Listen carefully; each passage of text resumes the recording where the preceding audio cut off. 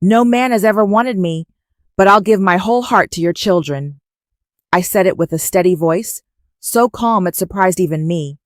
Sam stood a few steps away. He didn't blink. His shoulders trembled a little, but he didn't move closer. He didn't hold me. He didn't try to keep me.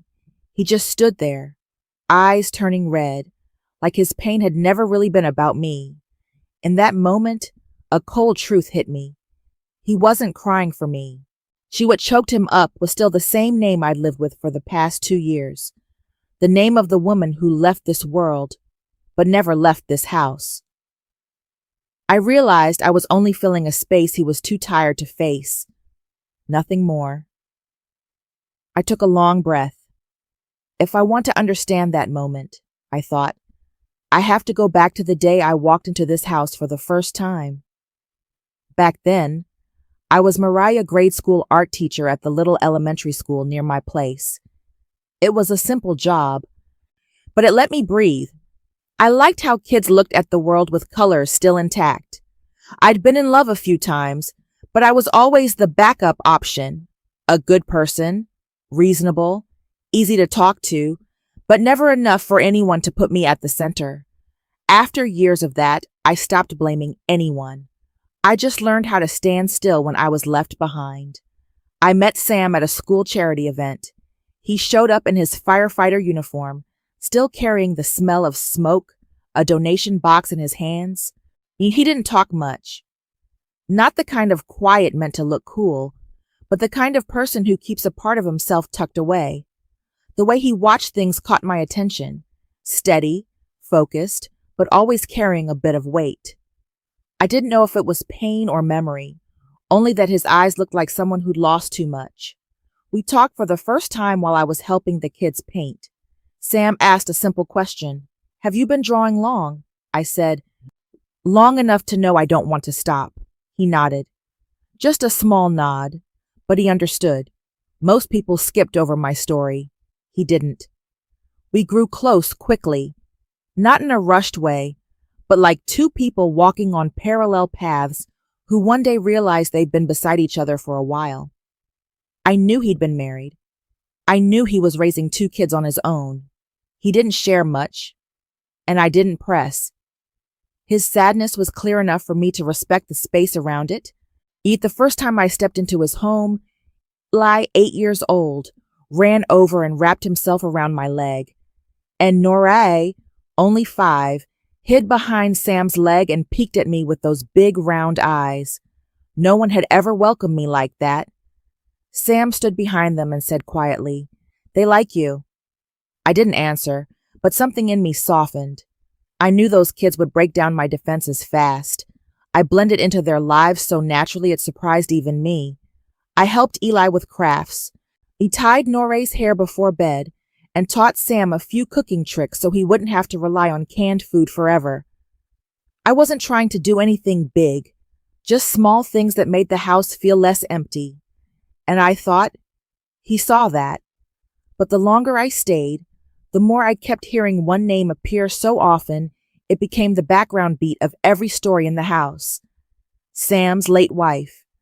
The way Eli would say, "Mom used to make this." The way Noray whispered before falling asleep, "I miss Mommy." And the way Sam paused whenever he looked at something he still couldn't bring himself to put away. There was nothing wrong with missing her.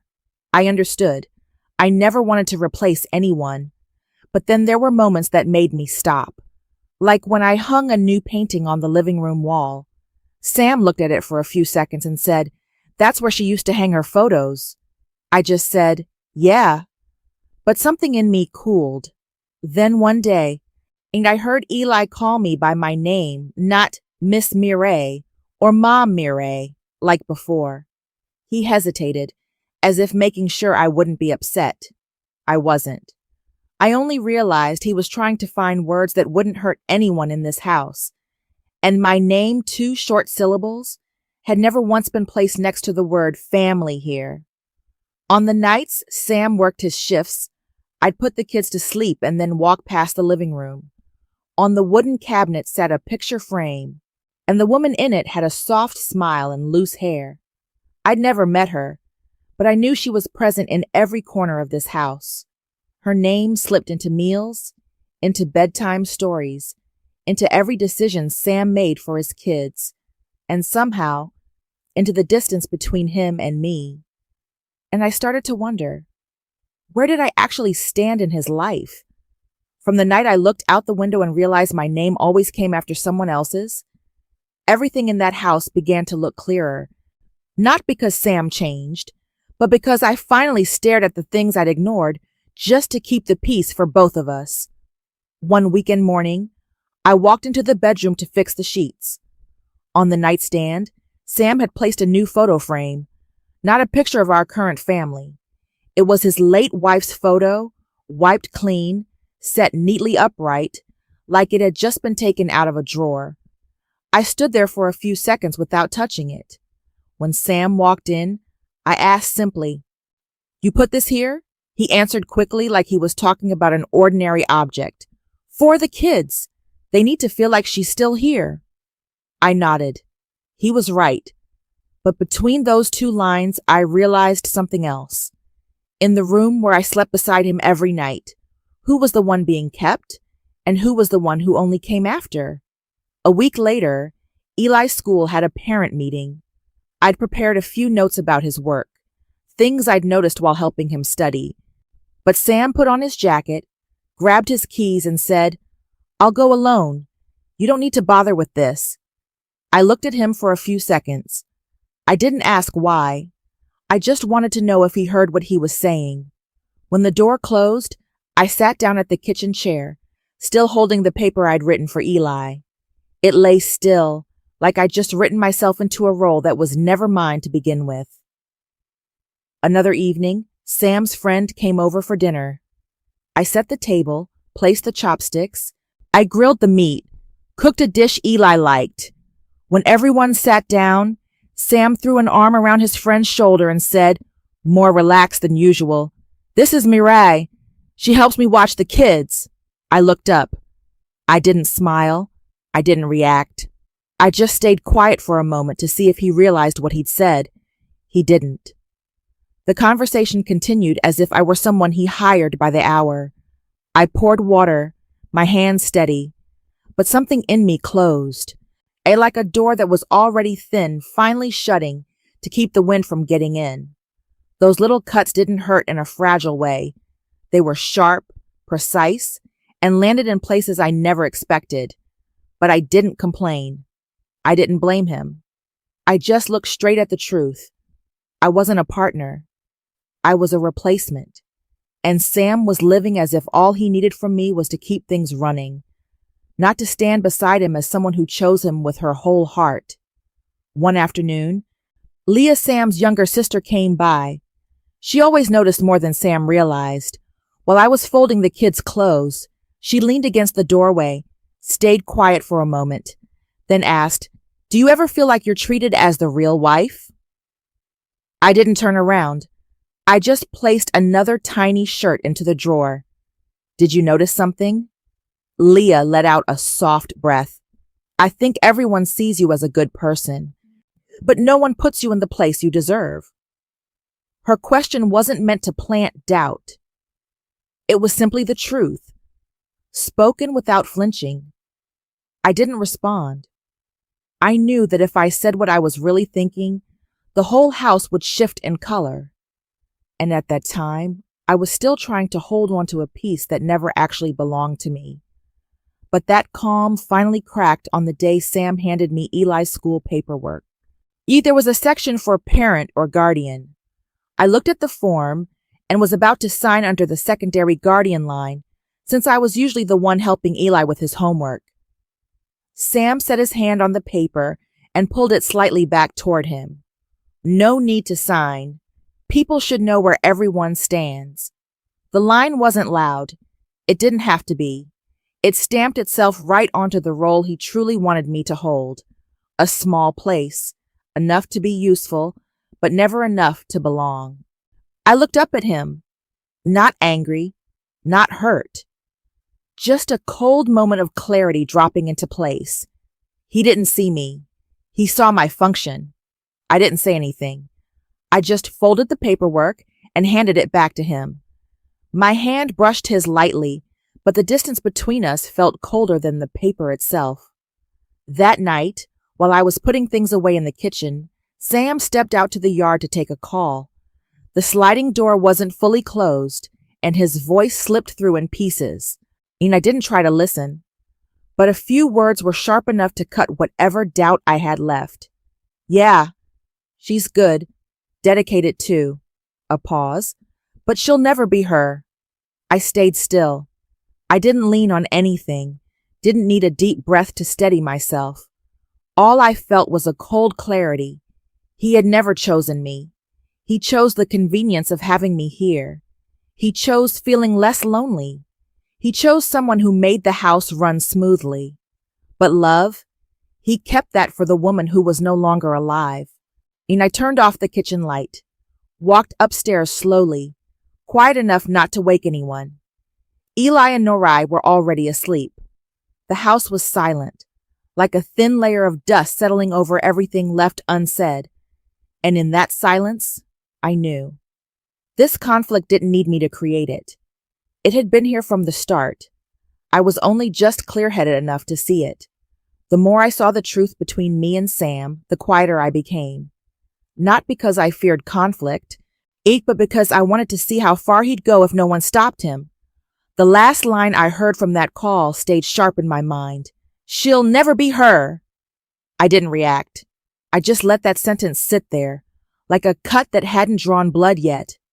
Sam's gathering with his friends felt like a natural test of everything I'd been noticing. I sat beside him, shifting to make room for people at the table, pouring water, setting out extra plates. No one asked me to do it, but I'd gotten used to keeping things running smoothly. Sam, meanwhile, chatted more easily than usual. It seemed like he wanted to look like a man whose life was in good order. When the conversation drifted to starting over after loss, one of his friends patted Sam on the shoulder and joked that he was lucky to have me. I didn't even have time to react before Sam laughed and answered with a half-joke, half-truth he probably didn't think I'd hold on to. Mireille's the lucky one. You having this family behind her. Laughter burst from the table quicker than my own breath. A beat later, everyone moved on to another topic, as if the line meant nothing. I stayed still. My hand held the glass, but my eyes cooled, not to intimidate anyone, just to remind myself that I hadn't imagined the imbalance between us. Sam didn't notice a thing. He was too busy playing the role of a man rising after loss, and I had become, without meaning to, a polite prop in that performance. And I set my glass down, not hard, not loud, just enough for Sam to turn toward me, a little surprised. I asked in a steady voice without a hint of emotion, "Have you ever seen me as a real part of your life?" Every voice in the room stopped. Someone's laugh cut off halfway. Sam looked at me like he must have misheard, but I didn't repeat myself. I wanted him to answer the question the first time it was asked. He opened his mouth, trying to reach for some excuse, but I didn't give him the chance. I looked straight into his eyes and said what I should have said long ago. "You don't love me. You're just afraid of being alone." No one laughed after that. None of Sam's friends stepped in to soften the moment. No one rushed to change the topic. Everything dropped into a silence heavy as metal. Sam froze. His eyes flicked around, searching for a way out. But there wasn't one. I didn't need to say anything else. The truth could handle the rest. Leah, Sam's sister, looked at him with an expression I'd never seen on her before. Plain disappointment. Not anger on my behalf, not defense. Just the look of someone who finally accepts that what she'd been suspecting all along wasn't an exaggeration after all. Sam's friends started avoiding his eyes. One pretended to check his phone. Another spun his beer glass on the table. No one took his side. Not to protect me. They just realized he'd exposed himself in a way no apology could fix. I stood up. No one stopped me. No one asked if I was okay. But their silence said enough. Everyone understood that what just happened wasn't a sudden outburst. It was the result of everything Sam had let happen for far too long. I stepped out onto the porch without a coat, letting the cold wind sting my skin.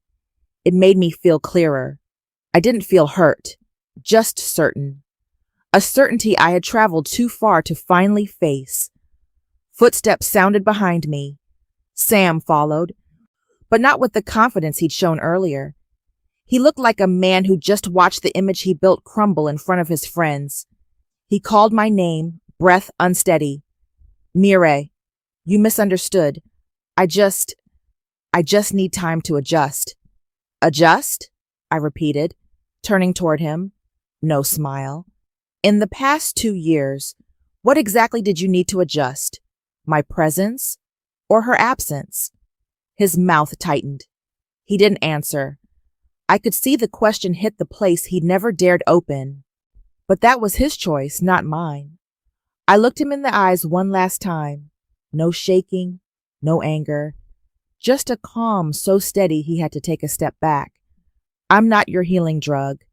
He started to say something, maybe an apology, maybe an attempt to keep me, but I walked away first. I wasn't giving him the chance to turn this moment into a negotiation. The truth was already out, and I didn't need another word to make it sharper. After that gathering, the house grew quiet in a different way. Not the quiet of children sleeping, but the kind that settles in when the truth has been spoken and no one can pretend they didn't hear it. Sam tried to act normal. I didn't. I woke up with a clear thought. Whatever was between us had ended long ago. I was just the one who hadn't walked away yet. I opened the closet and took only what was mine. Not much. A few clothes, some sketchbooks, a box of pencils. Everything fit into a small bag. I didn't write a letter. Didn't leave an explanation. I didn't want any words to blunt the edge of this decision. When I set the keys on the kitchen table, the sound they made was just enough, a clean period at the end of a long sentence. Eli was the first to see me. He walked in with messy hair, his bright, familiar eyes dropping the moment he saw my bag. He didn't ask anything. He just ran to me and hugged me tight. His small arms squeezed around my ribs, and for a second my chest tightened, but I kept my breath steady. Noré stood a few steps away, her eyes welling instantly. She didn't call my name. She just reached out her hand, like speaking would make everything disappear for real. I knelt down to their height, placed a hand on each of their shoulders, and said softly but clearly, I love you both, but love isn't enough to stay where I'm not wanted. Noré burst into tears. Eli tried to swallow his sobs so he wouldn't make things harder for me. They understood more than I ever expected, and that was exactly why I had to be stronger. I hugged them one last time, not too long, not with lingering hesitation. I wanted our final memory to be a hug without shaking. Sam appeared in the hallway doorway, frozen like someone who'd walked into a scene he wasn't ready for. His eyes went to my bag, then to me, then to the 2 children wrapped around me. He opened his mouth, but no words came out. I saw real confusion in his expression, even regret. But missing from all of it was the only thing that mattered, a choice. He took one step forward, as if he wanted to say something bigger than anything he'd ever said to me. But then he stopped, caught in his own tug-of-war, and I knew that he would never say the one sentence I needed, the one sentence a man says to his partner without hesitation, I choose you. Without it, every apology was empty. I stood up. The kids were still holding on to my sleeves. Sam watched us like he was finally seeing something he'd never truly seen before, that I belonged to them more than I ever belonged to him. He reached a hand toward me, as if to stop me, but didn't have the courage to touch. I looked at him. No anger, no regret. Just clarity, cold and clean. I gave you my heart. You only took the parts that were convenient. The words pulled the air out of the room. Sam blinked, stepping back half a pace. He knew I was right, and then that truth hit him harder than any accusation I'd ever swallowed in silence. I gently loosened Eli's grip, smoothed Nore's hair one last time, then turned away. My revenge arc was never about breaking things or screaming. It was truth spoken at the right moment. And a steady walk out the door. The door closed behind me, not loud, not dramatic. But I felt one thing with absolute certainty. The moment I stepped out, Sam's entire sense of himself collapsed. Not because I insulted him, but because my absence, for the first time, exposed everything he lacked. I didn't look back. I didn't give him a single expression he could mistake for hesitation. My certainty was the final piece of my revenge, one he had no control over. When I reached the gate, a car pulled up. Leah stepped out, worry plain on her face. She looked at my bag, then at me, and didn't ask why. She had probably known for a long time that this day would come. She walked closer, her voice soft but steady. "I'm sorry for Sam. You're the only one who dared to say what we all saw, but none of us had the courage to say." I looked at her, keeping the calm I'd earned. "None of this is your fault." Leah shook her head, lips pressed tight. "I just hate that it took him so long to realize your worth." I didn't answer. I didn't need comfort. I didn't want to spill anything. I just felt myself breathing easier, the feeling of someone finally standing in the place that truly belongs to them, after walking too long in someone else's path. I tightened my grip on the bag, nodded to Leah, and left. I carried nothing from that house except clarity and self-respect, two things I had forgotten there for far too long. When I left, the silence stayed in that house much longer than I did. Not the kind that comes with loss, but the kind that forces the person inside to face everything they've been avoiding. Sam had always been used to people looking at him with sympathy. But after that gathering, the way they looked at him shifted. His friends no longer saw a man bravely surviving old grief. They started noticing what they had overlooked for years, how he leaned on the shadow of the past, how he used other people's emotional restraint to keep his own world steady.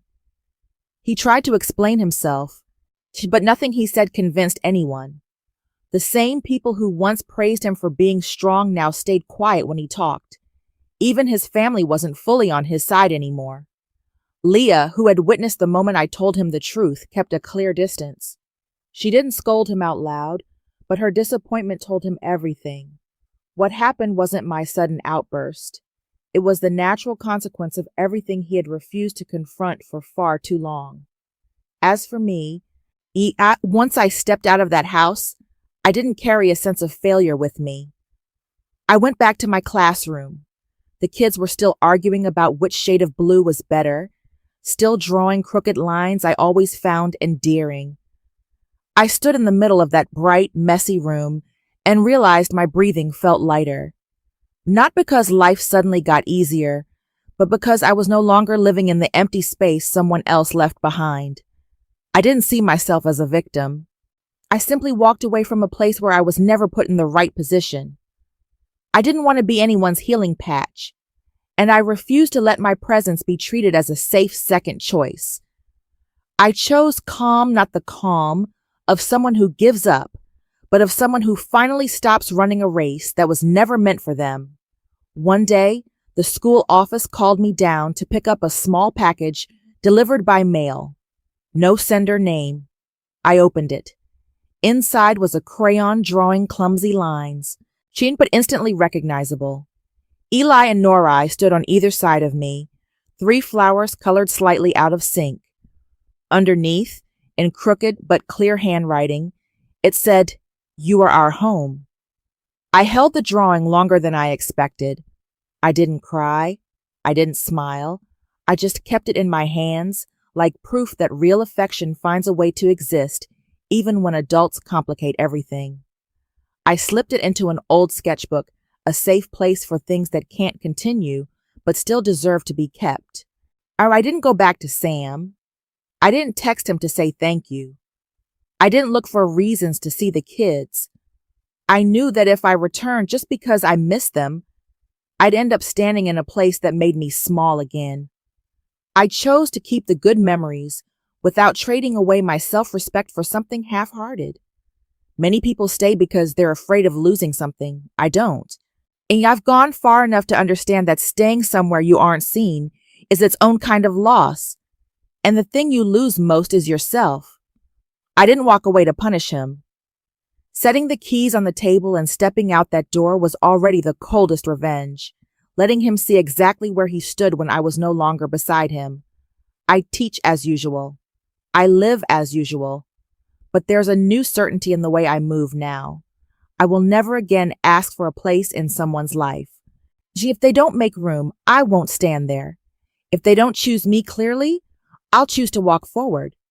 And when the day ends, as I lock my classroom door and step into the hallway still smelling of paint, one thought passes through my mind, clean and sharp, like the period I'd placed long ago. I used to think no man wanted me. Now I simply choose places where I don't have to beg for a spot. That's all. No bitterness, no hurt. Just the truth of someone who's learned how to stand on her own side. That's the end of the story. Thank you for staying until the last line.